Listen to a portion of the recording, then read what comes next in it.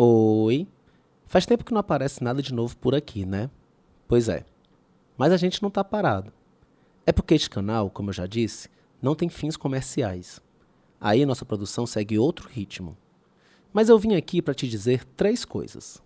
Primeiro, muito obrigado a todas e todos que acompanharam Beijos para Jonathan.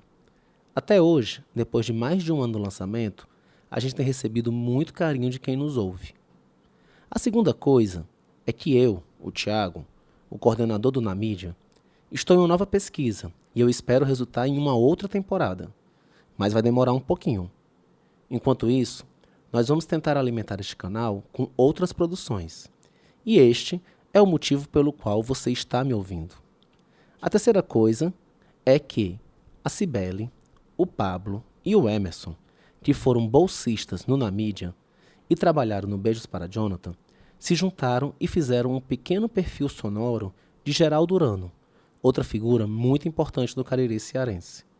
O produto é resultado do curso de jornalismo cultural que eu ministrei no semestre passado. Foi um prazer muito grande orientar novamente essa equipe. Eu sou suspeito para falar do resultado, mas você vai poder conferir. Fique agora com Planeta Poeta e uma boa viagem. Minha máquina de escrever cospe fogo. Um satélite americano pousa em Marte. Vi a cara dela no cinema. Energia manipulada pelo futebol. A lua no fim da rua deserta. E eu caminhando como um astronauta.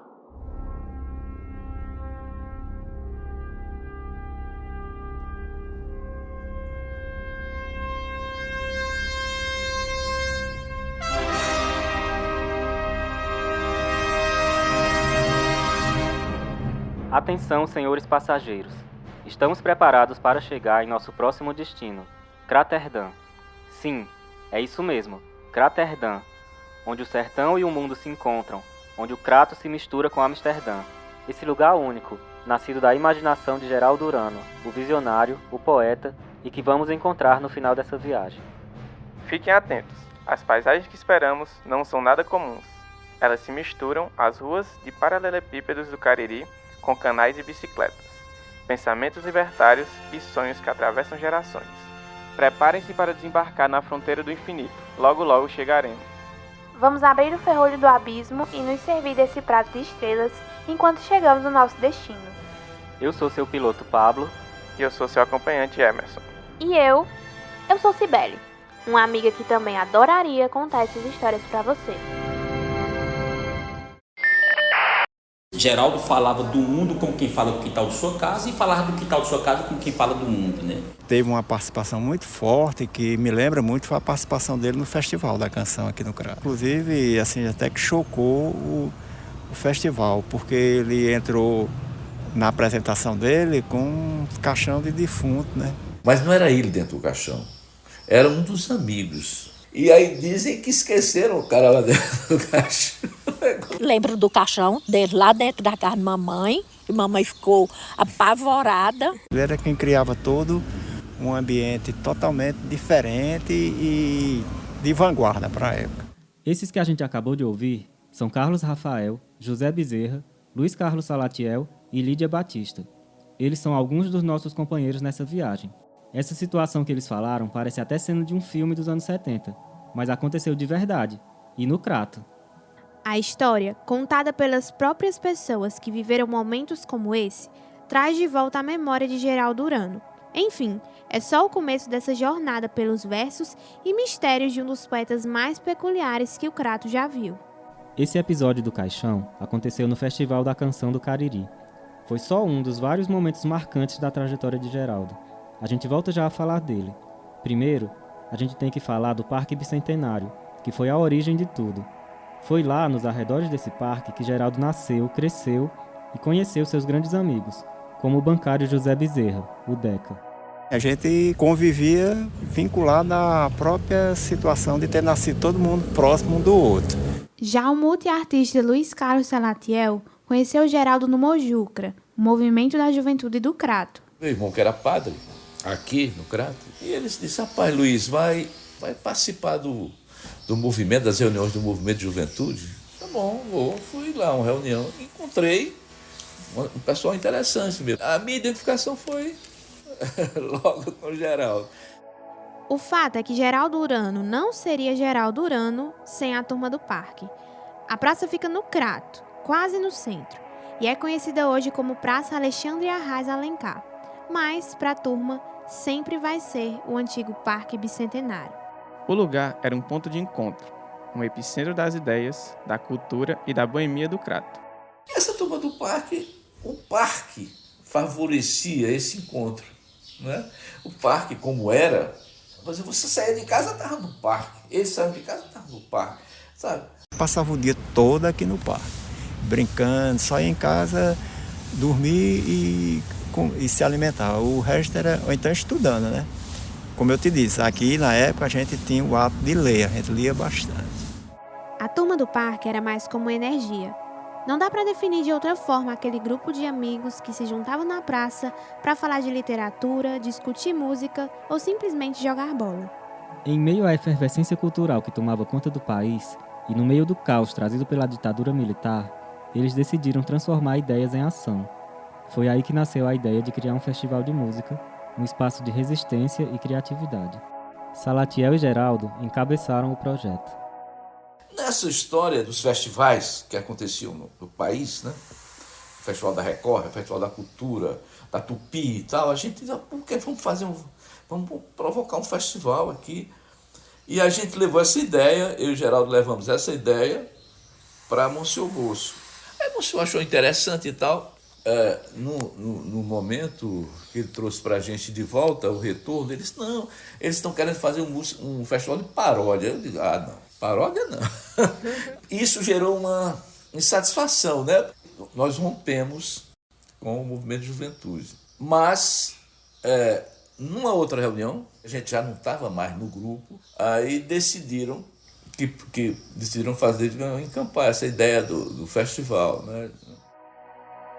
Pronto, o Crato agora fazia parte oficialmente da onda tropicalista que sacudia o país. Era o berço de um movimento local que incentivava as artes e desafiava o regime ditatorial. Aqueles garotos que se reuniam no Parque Bicentenário, antes vistos como os simples sonhadores, vieram a ser reconhecidos como verdadeiros artistas, usando a música, a poesia e o teatro como armas para lutar por liberdade e direitos. No meio desse turbilhão criativo, os nomes de Luiz Carlos Salatiel, Geraldo Urano, Abdoral Jamacaru, entre tantos outros artistas, despontaram, conquistando não só o respeito da comunidade, mas também o espaço na história cultural da região.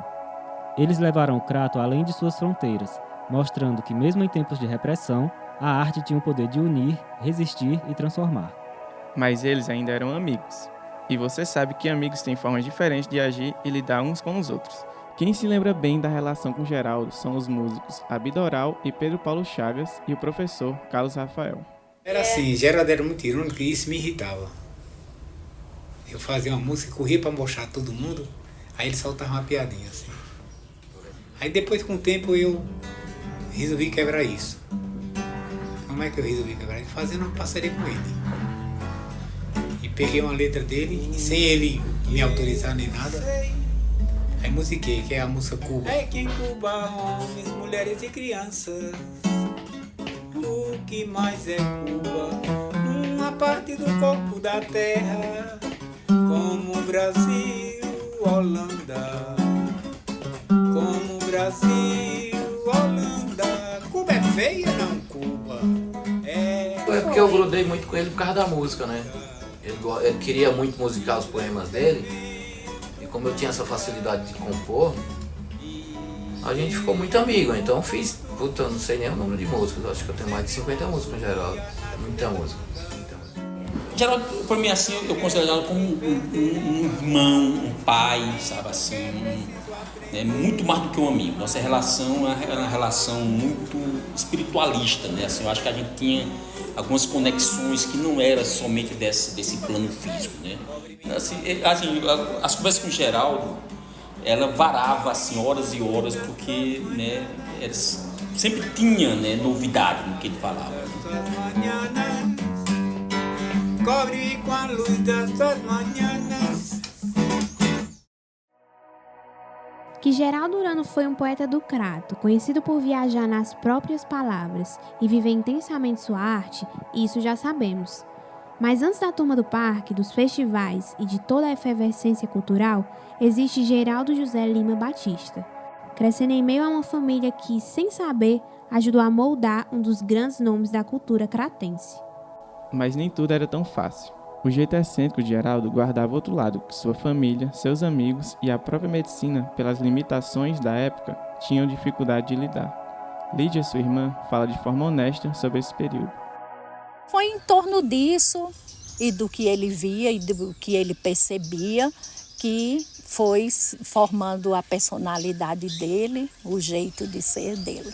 Depois do festival, aí ele fez uma viagem, né? Viajou um tempo depois, passou um tempo sendo hippie. Depois que ele voltou, aí tinha aqueles momentos, aquele tempo que era de irritação, de que não foi fácil para ninguém, nem para ele, nem para ninguém.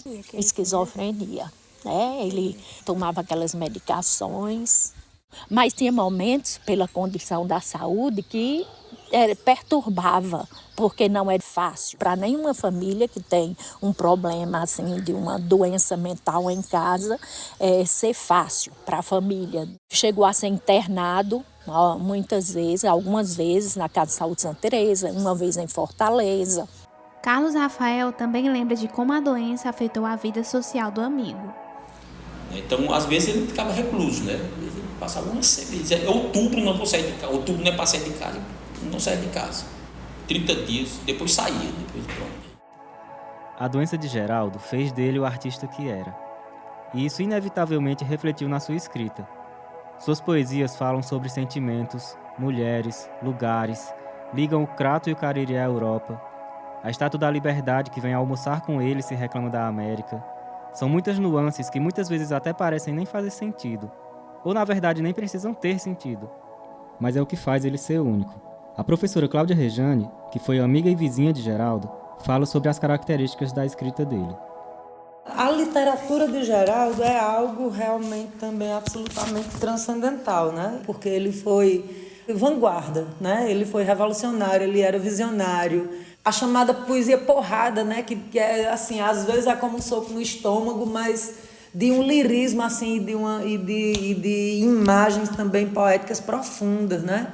Não há um poeta no Cariri que não lhe deva algo, né? Que não tenha sido influenciado por ele de uma ou de outra forma. Geraldo produziu muito, seja na máquina de datilografar ou escrevendo à mão. Com a ajuda de amigos, foram publicados alguns livros com as obras dele. Em 1984 foi lançado Vagalumes. Em 1989 foi lançado O Belo e a Fera. Esse ele assinou como Lima Batista. Aliás, Geraldo teve vários nomes durante sua trajetória. Ele foi Lima Batista, Geraldo Urano, Geraldo Merco, Geraldo F. Ele teve vários, mas ele nunca explicou assim sobre os nomes não, sabe? Assim, mas a personalidade dele não mudava, não era um alter ego dele não. Né? Eu acho que ele estava buscando, sabe, a identidade poética, porque o poeta passa por, né? É um eterno buscador, ele fica buscando, ele fica ali, e eu acho que ele encontrou a identidade poética dele, que é Urano mesmo. Já em 2014, através do 9º edital Ceará de Incentivo às Artes, da Secretaria de Cultura do Ceará, a Secult, foi lançado o livro O Ferrolho do Abismo, que contém a obra completa de Geraldo, contando com as poesias, algumas prosas, cartas e desenhos feitos por ele. Nessa época, Geraldo já estava recluso, por conta da doença. Ele fez poucas aparições públicas até a sua morte. Ele se isolava, né? Ficava sem querer conversa com ninguém. Às vezes os meninos apareciam, ele recebia, às vezes não. Uma das últimas aparições assim públicas que aconteceu foi quando nós fizemos uma performance. Essa foi numa das mostras Sesc. E ele estava lá, ele aturou. Eu fiquei surpreso, porque ele não estava saindo de casa. Mas aí, de algum jeito, a gente tinha dito para as meninas, né, para as irmãs, e ele apareceu lá. Saiam todos da frente. Nenhum de vocês é transparente. Peguem o transporte mais próximo e cheguem a algum lugar. Não fique onde estão. fazendo roda de pavão. O inesperado atravessa o caminho sem pensar. Geraldo Urano agora é uma estrela no céu. Esse era o título do texto publicado por Carlos Rafael em seu blog Cariri Cult, quando Geraldo faleceu em 5 de fevereiro de 2017, aos 63 anos, por problemas cardiorrespiratórios. Um dos trechos dizia assim: se a produção literária de Geraldo Urano, realizada entre as décadas de 70 e 90, tem alguma marca definidora, esta é a da ousadia das experimentações de linguagem, sem que a forma se sobreponha ao conteúdo. Ele não é o melhor, nem o pior, ele é o mais importante poeta, para mim, do Cariri, ou da minha vida, né? Acho que a grande coisa de Geraldo é porque ele viveu o que ele escreveu. Ele doou a vida dele naquele, talvez, que virou até um sofrimento existencial dele. Nesse ponto aí ele é único, né? Viveu e morreu de corpo e alma pelaquilo que ele acreditava. Senhores passageiros, infelizmente informamos que está chegando a hora de nos despedir. Ainda tinha muita coisa para visitar, muita história para contar, mas essa viagem foi só um bate-volta. O bumerangue de Geraldo continua passeando por aí, encantando e espalhando sua palavra pelo mundo. Ele é o ser imortal deste espaço cósmico que nós, hoje, sob as bênçãos do poeta, chamamos de Craterdã. Obrigado por nos acompanhar nessa breve viagem. Esperamos nos encontrar numa próxima. Ah, e aqui está Geraldo. Fiquem com a música Lua de Oslo, escrita e cantada por ele e também pelo seu amigo Salatiel.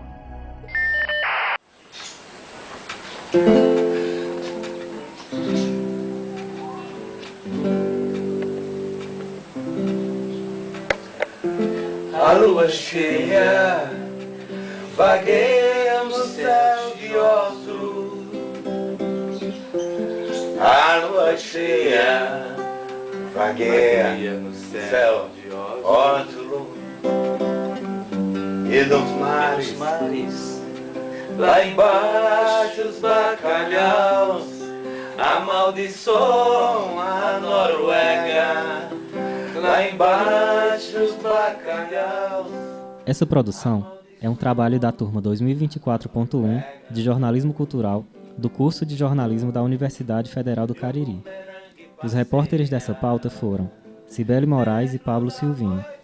A narração, roteiro e a sonorização foram de Cibele Moraes, Pablo Silvino e Emerson Ramon. A edição é de Paulo Vitor Vaz. A identidade visual do podcast é de Emerson Ramon. Os poemas foram interpretados por Derlôncio Dantas. Agradecemos aos entrevistados Abdoral Jamacaru, Carlos Rafael Dias, Cláudia Rejane, José Bezerra, Lídia Batista, Luiz Carlos Salatiel e Pedro Paulo Chagas. Este produto é uma peça educativa e sem fins lucrativos. Girassóis, e girassóis, e girassóis, e girassóis. A lua cheia. No céu de Oslo.